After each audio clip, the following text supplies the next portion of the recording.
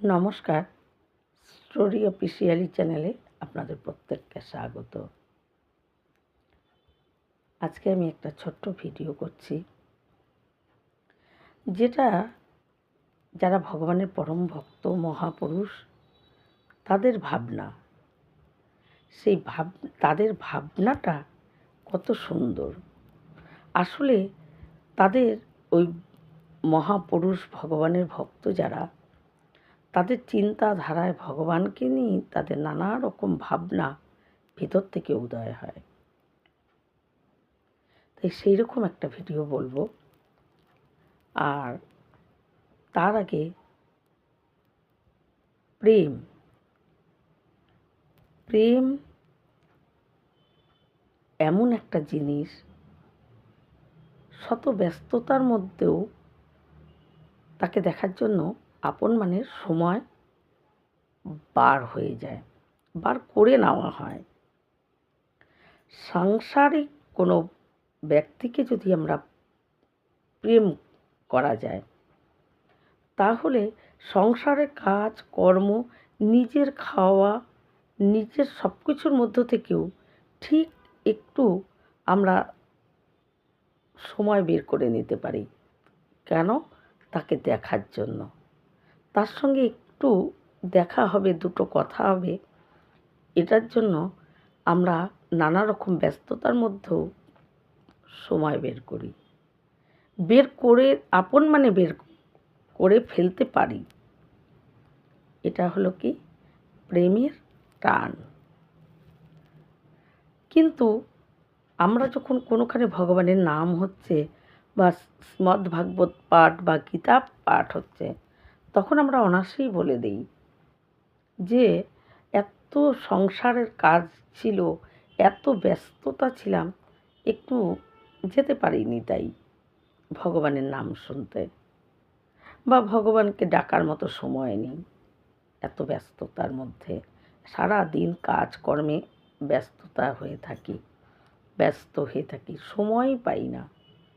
ভগবানের নাম করব, তার সময় পাই না। আসলে ভগবানের সঙ্গে যদি প্রেম হয়,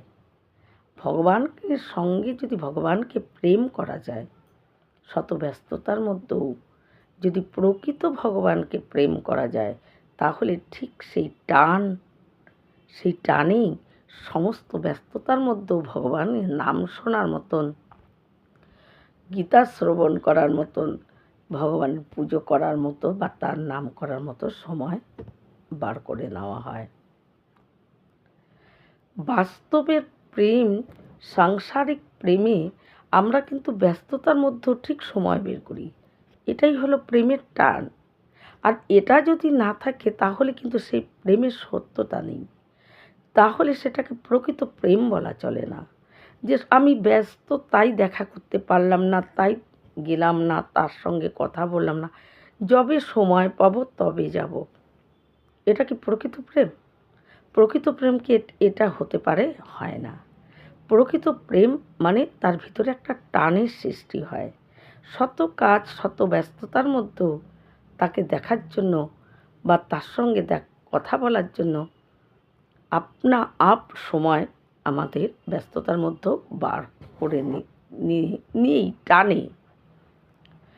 ঠিক ভগবানের ক্ষেত্রেও যদি ভগবানের প্রতি আমাদের সেই রকমই প্রেম, সেই টান থাকে, শত ব্যস্ততার মধ্যেও ভগবানের নাম করার মতন আমরা সময় বের করে নিতে পারি এবং তার লীলা কথা শোনার জন্য একটু সময় আমরা বের করে নিতে পারি।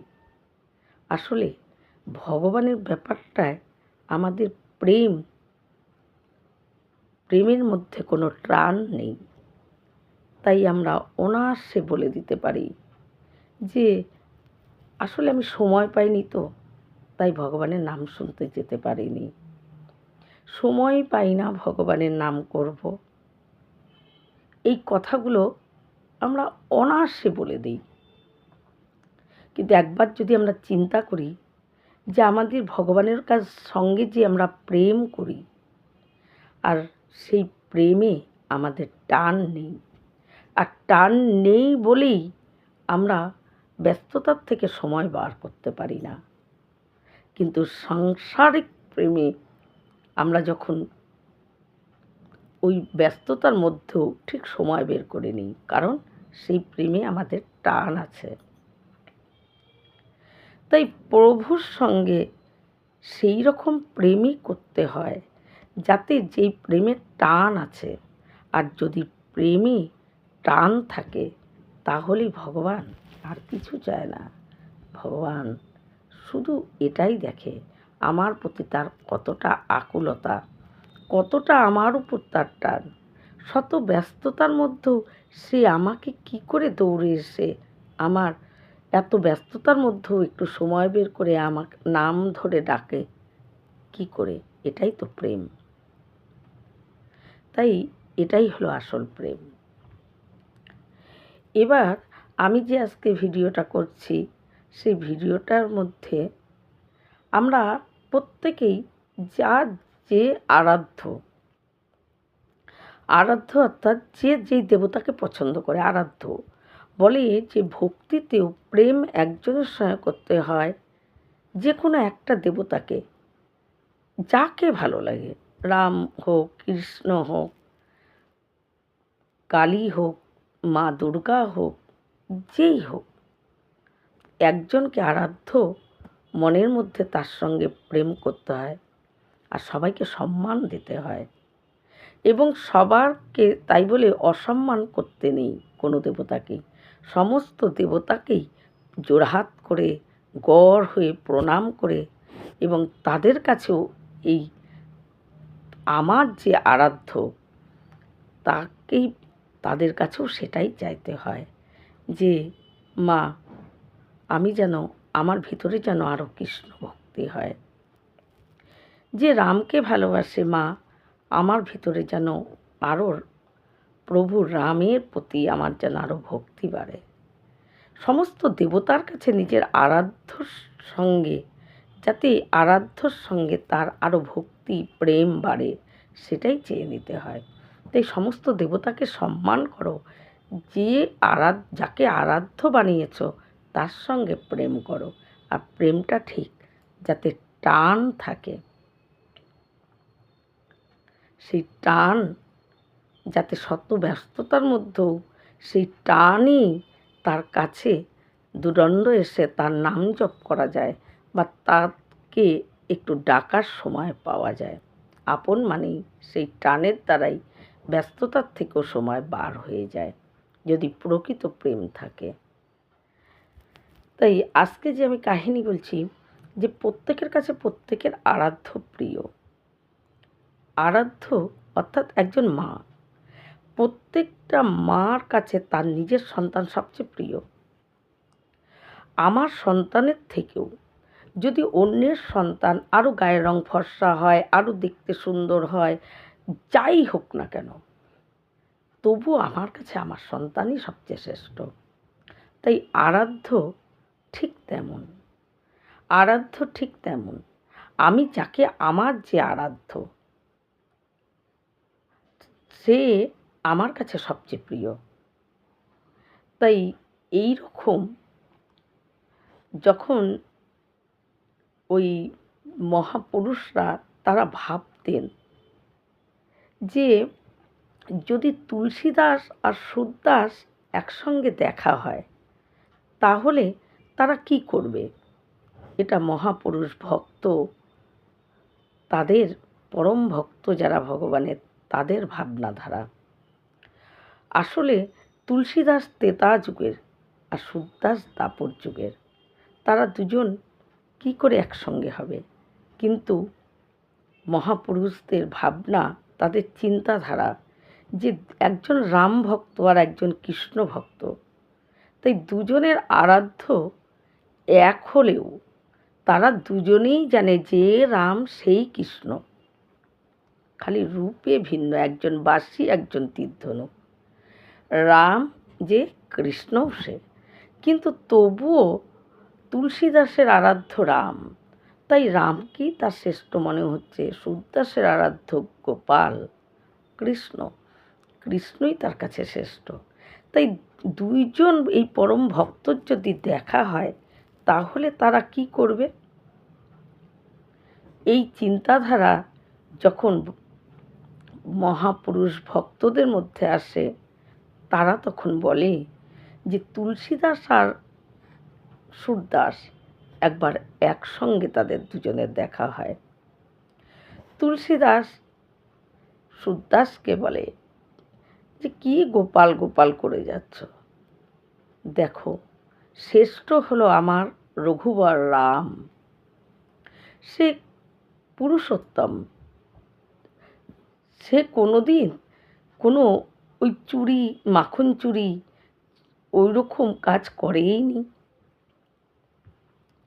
আর এত শান্ত, আমার রামই হলো সবচেয়ে শ্রেষ্ঠ। কিন্তু সুরদাস মানবে কেন? সুরদাসের আরাধ্য তো কৃষ্ণ। সুরদাস বলে যে না, আমার কৃষ্ণই সবচাইতে শ্রেষ্ঠ। এত চঞ্চলতা, কোনো সময় নাচ করছে, কোনো সময় তাকে অত ওই গম্ভীর হয়ে থাকে না, সব সময় চঞ্চলতা ভাবে থাকে, নাচ করছে, দৌড়াদৌড়ি করছে, খেলছে, ছুটছে। আমার কৃষ্ণই সবচেয়ে শ্রেষ্ঠ। দুই ভক্ত, দুজনেই পরম ভক্ত, একজন রামের, একজন কৃষ্ণের, কিন্তু দুজনই কেউ তাদের আরাধ্যকে মানে দুজনই তাদের আরাধ্যকে শ্রেষ্ঠ বলে বলছে। যখন কেউ মানছে না, তুলসীদাস বলে যে না, আমার রামই শ্রেষ্ঠ, সুরদাস বলে আমার কৃষ্ণই শ্রেষ্ঠ, তখন বলে যে ঠিক আছে, এটাকে আমরা কে শ্রেষ্ঠ প্রমাণ করতে হবে। বলে কি করে? বলে দুজনকেই আমরা দুজনেই আমাদের আরাধ্যকে নিয়ে আমরা দাঁড়িপাল্লায় বসব, যার ওজন বেশি হবে সেই শ্রেষ্ঠ আর সেই বড়। সুরদাস মেনে নেয়, ঠিক আছে তাই হোক। বড় একটা গাছের ডালে একটা দাঁড়িপাল্লা টাঙায়, দাঁড়িপাল্লা টাঙিয়ে এখন সুরদাস একটা ছোট্ট গোপালকে বুকে জড়িয়ে কোলে নিয়ে জয় গোপাল বলে একটা দাঁড়িপাল্লায় একদিকে বসে পড়ে। তুলসীদাস জয় সীতারাম এবং বলে ওই রাম সীতারকে বক্ষে জড়িয়ে ধরে আর একটা পাল্লায় বসে পড়ে। তুলসীদাসের পাল্লা অনেক ভারীতে নিচে নেমে যায়, সুরদাস গোপালকে নিয়ে অনেকটা উপরে উঠে যায় হালকায়। তুলসীদাস পাল্লার থেকে নামা পর লাফাতে থাকে, আমি বললাম না আমার রামই বড়, আমার রঘুবর রামই বড়, দেখলে তো তুমি গোপালকে নিয়ে কত উঁচুতে উঠে গেলে। তাই দেখো সুরদাস, এবার তোমার মানতেই হবে আমার রামই শ্রেষ্ঠ।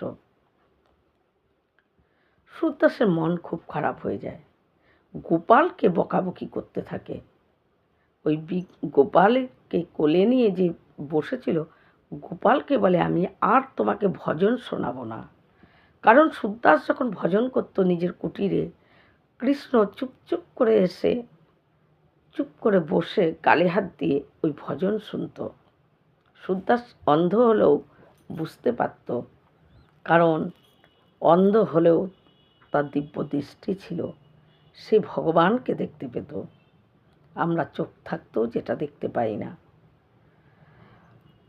খুব গোপালের প্রতি রাগ হয়ে গেছে, অভিমান হয়ে গেছে যে আমি তুলসীদাসের কাছে হেরে গেলাম, তুমি তোমার কে কোলে নিয়ে আমি জয় গোপাল বলে বসলাম, আর তুমি অত উঁচুতে উঠে গেলে, আমি আর ভজন গাবো না, সারাটা জীবন আমি তোমার নাম জপ করে করতে করতে আজকে আমি বৃদ্ধ হয়ে গেলাম, অথচ তুমি একটা কাজ আমাকে ঠিকমতো করতে দিলে না। যখন নাকি দেখলে এখানে হার জিতের ব্যাপার, অন্তপক্ষে তখন তো আমাকে একটু জিতাবে, তা না। তুলসীদাসের পাল্লা কোথায় নিচে নেমে গেছে, আমি কত উঁচুতে উঠে গেছি। না না না, আমি আর তোমার নাম টাম করব না। এখন গোপাল, ভগবান গোপাল, ছোট্ট গোপাল তখন বলে যে আচ্ছা সুরদাসকে, তুমি বলো তো, যেদিকে মানুষ বেশি থাকবে, ওজন বেশি থাকবে, সেই দিক তো নামবেই। এখানে আমার কি দোষ হলো? দোষ তো সম্পূর্ণ তোমার। সুরদাস বলে দোষ আমার? কি বলছো? দোষ আমার? আমি কি দোষ করলাম? বলে দোষ তো সম্পূর্ণই তুমি করেছো। তুমি যখন পাল্লায় বসলে একটা ছোট্ট গোপালকে, আমার ওজনই বা কতটুক, আমি একটা ছোট্ট গোপাল, তাকে কোলে নিয়ে বললে জয় গোপাল বলে বসলে। আর তুলসীদাস যখন পাল্লায় বসলো তখন জয় রাম সীতা বলে সে পাল্লায় বসলো। তাহলে একে তুলসীদাস, তাতে রাম, তাতে সীতা, তাই ওদের ওজন তো বেশি হবেই। আর তুমি জয় গোপাল বলে বসে পড়লে, তাই তুমি আর একটা ছোট্ট গোপাল। এমনও না যে আমাকে তুমি বড় একটা বলনি, তুমি গোপাল বলছো। আর গোপাল কতটুক? ছোট্ট গোপাল। তাহলে তার ওজন কতটা হতে পারে? তা দোষ তো তোমারই। কেন তুমি জয় রাধে কৃষ্ণ বলে বসতে পারোনি? তুমি যদি একবার জয় রাধে কৃষ্ণ বলে বসতে, আমি দেখো তোমার ওজনটা কতটা করে দিতে পারতাম। তুমি তো তা বলনি, তাই এখানে আমার কি দোষ যে বলছো ভজন গাবানা? তখন সুরদাস মনে মনে ভাবে, ঠিকই তো, দোষ তো আমারই। আমি যদি জয় রাধে বলে বসতাম, জয় রাধে কৃষ্ণ বলে বসতাম, তাহলে আমারও পাল্লা ভারী হতো। বরঞ্চ আরও কয়েকজন গোপ সখা টকাকে নিয়ে তারা বসতো। আমি তো তা বলিনি, আমি একটা ছোট্ট গোপালকে কোলে নিয়ে জয় গোপাল বলে বসছি। তখন সুরদাস তুলসীদাসকে বলে যে দেখো ভাই, এবার হয়নি, তুমি আর একবার ওজন করো, এবার দেখো, এবার সঠিকভাবে ওজন হবে। কিন্তু তুলসীদাস মনে মনে জানি যে তার গোপাল তাকে বুঝিয়ে দিয়েছে। তুলসীদাস বলে না, আর তো হবে না, যা একবার হয়ে গেছে সেটাই, আমি আর তো করবো না, আমি আর ওজন করব না। আমি তোমার কথা মতো পাল্লায় বসেছি, আমার পাল্লা ভারী, নিচে নেমে গেছে, তাই আমার আরাধ্যই শ্রেষ্ঠ। ব্যাস, এবার তো প্রমাণ হয়ে গেছে বলে তখন আসলে দুজনেই তো পরম ভক্ত, দুজনেরই জ্ঞান আছে যে গোপাল সেই কৃষ্ণ, আর যে কৃষ্ণ সেই হলো রাম। তাই দুজনের মধ্যে কোনোই পার্থক্য নেই, তারা দুজনেই সমান, একই একই ভগবান, খালি রূপে ভিন্ন। রূপও এক, খালি কৃষ্ণের চোখ হলো চঞ্চল আর রামের চোখ হলো গম্ভীর। এই হলো পার্থক্য। কৃষ্ণের হাতে বাঁশি, রামের হাতে তীর ধনুক, এই হলো পার্থক্য। তারা একজনই, আর তারা দুজনেই পরম ভক্ত, দুজন দুজনকে কোলাকুলি করতে থাকে যে আমরা আমাদের প্রভু, এরা দুজনেই এক, এরা দুজনেই তো সমান, এরা দুজনেই শ্রেষ্ঠ। আসলে এটা হলো ভক্তির একটা কিন্তু পরম দিক। আসলে এখনো এখনো যারা অযোধ্যার সাধু সন্ত, যারা রামের ভক্ত, তারা সবসময় রামকে নিয়ে গর্ব করে। আবার এদিকে কৃষ্ণ ভক্ত যারা, তারা আবার কৃষ্ণকে নিয়ে গর্ব করে। কিন্তু তারা দুজনেই মহাজ্ঞানী, তারা দুজনেই পরম ভক্ত, তারা দুজনেই জানে এরা দুজন এক, তবুও তাদের আরাধ্যকে নিয়ে তাদের ভিতরে একটা ভাব চলে যে আমার রামই শ্রেষ্ঠ, আমার রাম কোনোদিন মাখন চুরি করেনি। আর কৃষ্ণ ভক্তরাও মনে মনে ভাবে যে আমার গোপাল সে রাস করেছে, সে কত অসুর মেরেছে। এবং ছোটোর থেকে এই বোঝোধামে খেলাধুলা, চঞ্চলতা, তার সেই লীলা দেখার মতন। তাই তারা দুজনেই ভক্ত, দুজনেই জানে যে তারা রামও যে কৃষ্ণও সে, কিন্তু তবুও তাদের আরাধ্য নিয়ে তাদের ভিতরে একটা আলাদা ধরনের ভক্তি, প্রেম থাকে। আর এটাই হওয়া উচিত। যাকে আরাধ্য বানানো হবে তার কাছে সে ছাড়া আর অন্য কেউ শ্রেষ্ঠ না। সম্মান সবাইকে করো, কিন্তু প্রেম একজনের সঙ্গে করো, এটাই হলো কথা। তাই সমস্ত দেবতাকে সম্মান করো, প্রণাম করো, ভক্তি করো, কিন্তু প্রেম একজনের সঙ্গে করো। এবং অন্য দেবতাদের কাছে গিয়েও তার বিষয়ে যাতে ভক্তি বাড়ে, এটাই তাদের কাছে কামনা করো, যেন ভগবানকে দর্শন পাই, আমার আরাধ্যকে আমি দর্শন করতে পারি, তার কৃপা লাভ করতে পারি, এটাই দেবতাদের কাছে চাও। তাই আরাধ্য যে, সেই হলো শ্রেষ্ঠ। প্রত্যেকের কাছেই প্রত্যেকের আরাধ্য শ্রেষ্ঠ, আর এটাই হওয়া উচিত। এই রকম ভিডিও পাওয়ার জন্য আমার চ্যানেলটিকে সাবস্ক্রাইব করবেন। নমস্কার।